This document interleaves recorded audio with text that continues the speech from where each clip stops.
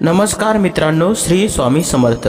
मित्रांनो, आंघोळ करताना बोला हे 3 शब्द, हे 3 मंत्र.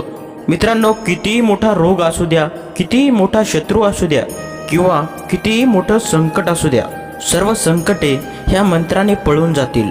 मित्रांनो, आंघोळ करत असताना हे 3 शब्द तुम्ही नक्की बोलत चला.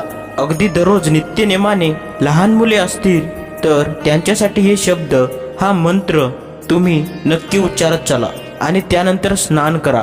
आपल्याला दिसून येईल की आपल्या जीवनात जे आजार आहेत, रोग आहेत, एखादं मोठं संकट आहे किंवा ती एखादी व्यक्ती आपल्याला विनाकारण त्रास देत असेल, तुमचे खूप शत्रू असतील तर त्या सर्वापासून तुम्हाला मुक्ती मिळेल. रोग, संकटे, शत्रू अगदी पळून जातील. खरं तर हा एक मंत्र आहे. मित्रांनो, सकाळी आंघोळ करताना हा मंत्र दररोज म्हणत चला. हा देवादिदेव महादेवाचा मंत्र आहे. ज्या व्यक्तीवर भगवान शंकर प्रसन्न होतात त्या व्यक्तीला अगदी काळ सुद्धा त्याचं काहीही करू शकत नाही, कारण शिवशंकराचे मंत्र हे अगदी अटळ असतात. कोणत्याही आर्थिक व्याधीपासून मुक्ती हवी असेल तर आपण या मंत्राचा जप हा नक्की करावा.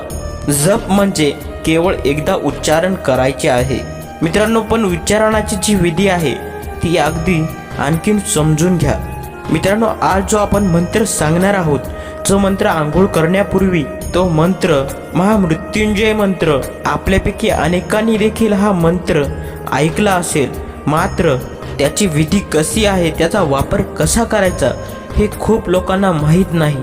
मित्रांनो, जितका जास्ती तुम्ही या मंत्राचा वापर कराल तितकं जास्ती तुमचं शरीर हे निरोगी राहील, व्याधीमुक्त राहील. मृत्यूकाल हा तुमच्यापासून तितकाच दुरावेल. आंघोळीला जाताना आपण ज्या मगाचा वापर करतो ते मगाभर पाणी आपण घ्यायचं आहे किंवा तांब्यावर पाणी घ्यायचं आहे.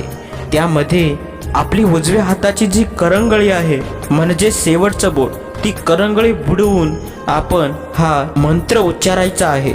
मित्रांनो, मंत्र असा आहे. मंत्र जाणण्या अगोदर जर आपल्या चॅनलवर आपण नवीन असाल तर आता चॅनलला सबस्क्राईब नक्की करा. धन्यवाद. तर मित्रांनो, मंत्र असा आहे, ओम भूम जूम स्वाहा.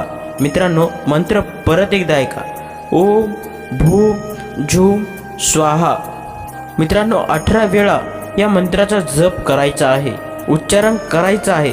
त्यानंतर या मंत्राने सिद्ध झालेले जेल आहे ते आपण आपल्या डोक्यावर घ्यायचे आहे. ते पाणी डोक्यावर टाकून आपण स्नान करून घ्यायचे आहे. महिलांच्या बाबतीत तुम्हाला हे पाणी रोज डोक्यावर घ्यायची गरज नाही, आपण आपल्या अंगावर जरी घेतलं तरीही चालेल. तर मित्रांनो, कसा वाटला हा व्हिडिओ आम्हाला कमेंट करून नक्की सांगा. धन्यवाद. श्री स्वामी समर्थ.